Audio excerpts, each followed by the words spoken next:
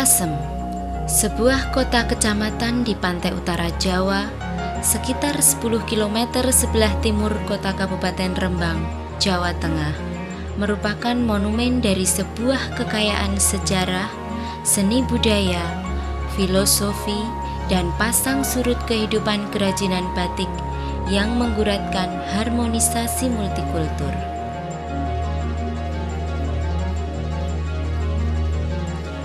Warna merah darah batik Lasem terkenal indah dan konon tidak dapat dibuat di sentra batik lainnya. Pengaruh budaya Cina dan Jawa tampak berpadu dengan harmonis pada lembaran kain batik Lasem. Periode tahun 1900 sampai 1970-an merupakan masa kejayaan industri batik Lasem. Namun sejak tahun 1970-an, kelangsungan budaya batik Lasem menghadapi ancaman serius. Hal ini terjadi akibat munculnya teknologi printing, pergeseran pola permintaan terhadap kain tradisional, krisis regenerasi pengusaha dan pembatik, serta krisis ekonomi pada akhir tahun 1990-an. Sebenarnya saya ini merupakan generasi ketiga. Dulu yang mulai mempunyai perusahaan batik itu engkong saya, entah kira-kira pada tahun 18 berapa, tapi saya tidak tahu bagaimana hasilnya dan sebagainya. Tapi pada ayah saya waktu mulai kerja tahun 1923, perusahaan ayah saya besar sekali. Omset penjualannya meliputi seluruh Nusantara.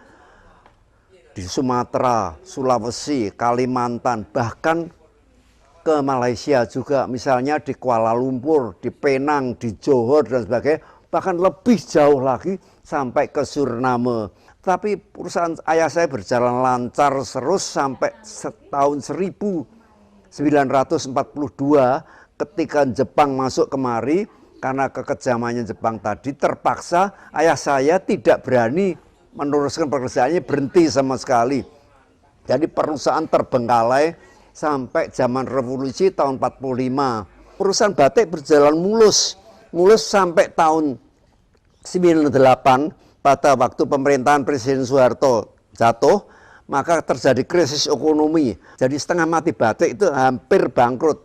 Jadi semuanya di Lasem sebelum krisis moneter itu ada 100 lebih industri batik di kota Lasem. Tapi pada waktu saat itu pada tahun 98 krisis moneter itu tinggal 12 orang, semuanya gulung tikar.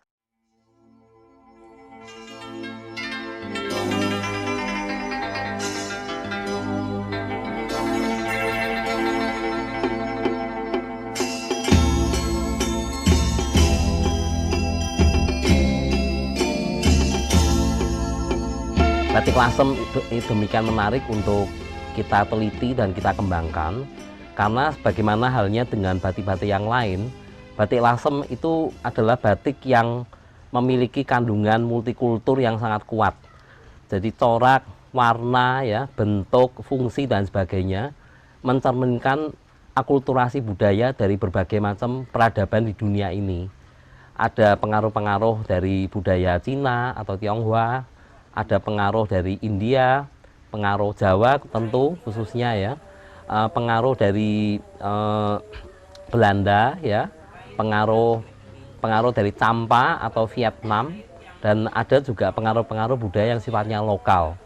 Nah, kami ingin sekali belajar tentang bagaimana interaksi antar kebudayaan itu melalui sepotong kain batik.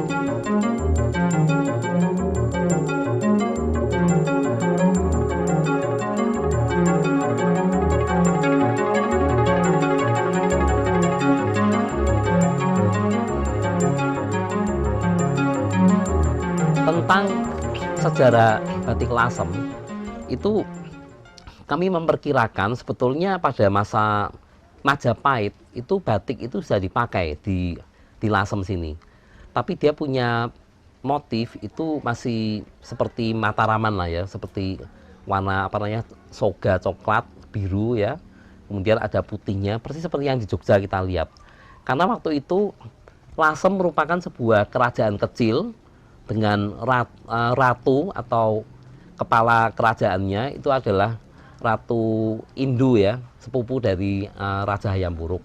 Baru pada masa berikutnya tahun 1413 mendaratlah armada dari Cheng Ho, laksamana dari dinasti Ming yang beragama Muslim, waktu melakukan muhibah itu di berbagai belahan dunia, termasuk di Pulau Jawa. Nah, pada saat itu menurut kitab Babad Lasem atau kitab Badra Santi, seorang kapten dari kapal Cheng Ho yang bernama Binang Un itu memutuskan untuk tidak melanjutkan perjalanan bersama Laksamana Cheng Ho. Setahun kemudian beliau datang ke Lasem dan bersama keluarganya, istri dan anaknya ya, dengan membawa rombongan kesenian. Nah, istri dari Binang Un yang disebut dengan Putri Nalini ini yang dikatakan mengajarkan batik Lasem.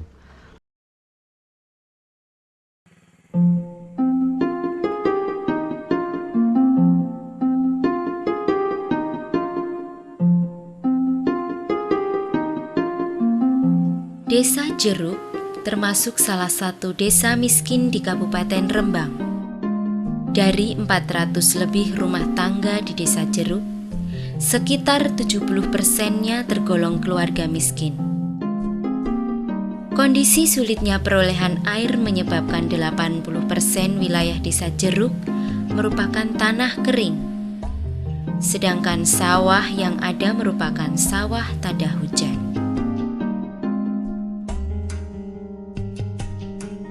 Jumlah perempuan yang memiliki keterampilan membatik cukup dominan di desa ini, yaitu 170 orang lebih atau sekitar 30% dari total perempuan usia produktif. Dari jumlah itu 40%-nya merupakan perempuan yang terampil dalam pembatikan tetapi tidak mendapat order pekerjaan. Ya, saya sebetulnya dulu memang pembatik di pengusaha Lasem. Setelah itu semua pengusaha lagi ada krismon. Terus kita di PHK, di rumah nggak bekerja sama sekali. Dulunya memang banyak pembatik seperti saya, dulunya batik di Lasem. Kita memulai pada pertengahan 2004 itu dengan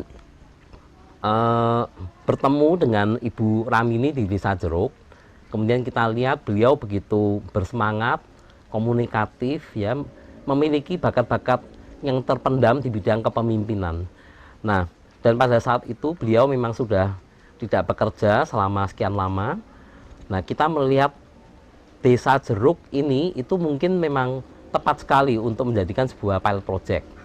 Kami punya pendapat bahwa kita perlu mengambil satu daerah ya yang untuk kita teliti, yang bukan merupakan tempat pembatik-pembatik yang sudah handal ya, yang mahir, yang sudah sangat terampil. Tapi sebaliknya justru kita harus berangkat dari pembatik-pembatik yang biasa saja ya, daerahnya tertinggal, sumber dayanya itu terbatas ya, tapi jumlah pembatiknya itu banyak.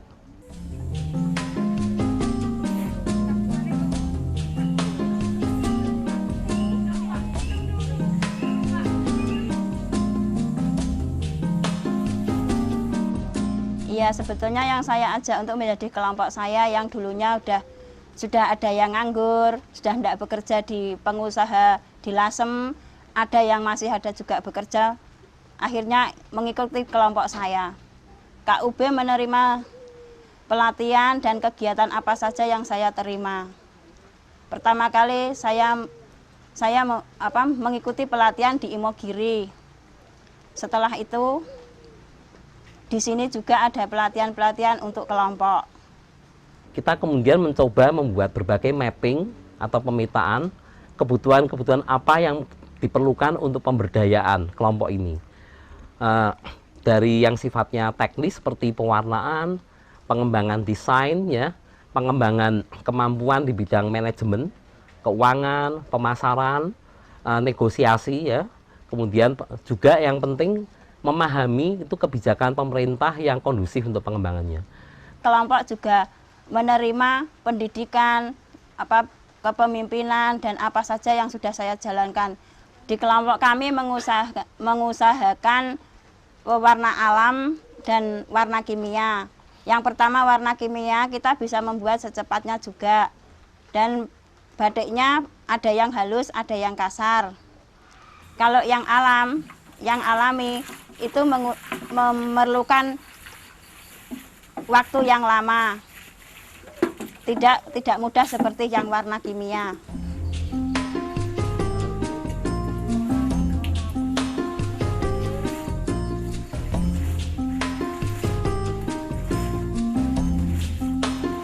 Usaha batik saya dengan kelompok kita berjalan dengan baik sampai sekarang. Dan yang mereka dapati akhirnya dia lebih batiknya lebih bagus, lebih pandai dan juga bisa berpikir ini bagaimana, batik ini jadinya bagaimana dan sampai sekarang.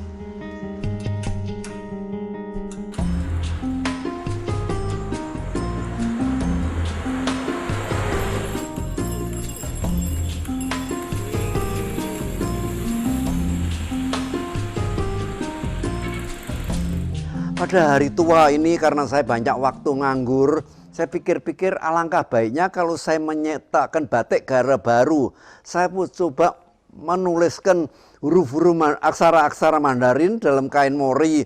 Sehingga akhirnya saya menciptakan batik yang kombinasi ada hurufnya Mandarin di atas dasar batik asli Lasem, misalnya Sekar Jagad, Latoan dan sebagainya.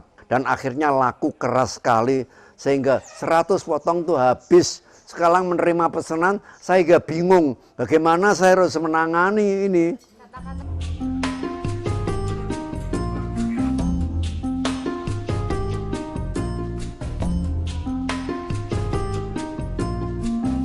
Karena batik sudah pernah mati begitu lama, pengrajin-pengrajinnya ini setengahnya sudah hampir pupus, tidak ada lagi. Mereka sudah sepuh-sepuh, sudah umurnya 50 tahun ke atas. Kami sendiri, bagi saya sebagai seorang pengusaha, bukan saya menyombongkan karena punya duit, saya tidak khawatir akan kapital. Tapi yang saya khawatirkan yaitu tenaga kerjanya. Tenaga kerjanya minim sekali.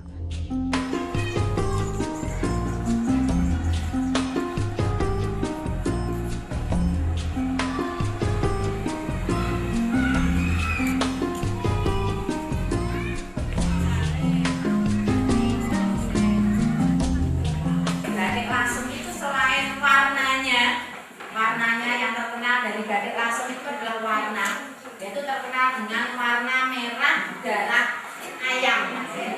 Dari batik itu sendiri, batik itu ada bermacam-macam motif. Batik itu tidak hanya dari Lasem, ada beberapa daerah, beberapa kota sebagai penghasil batik.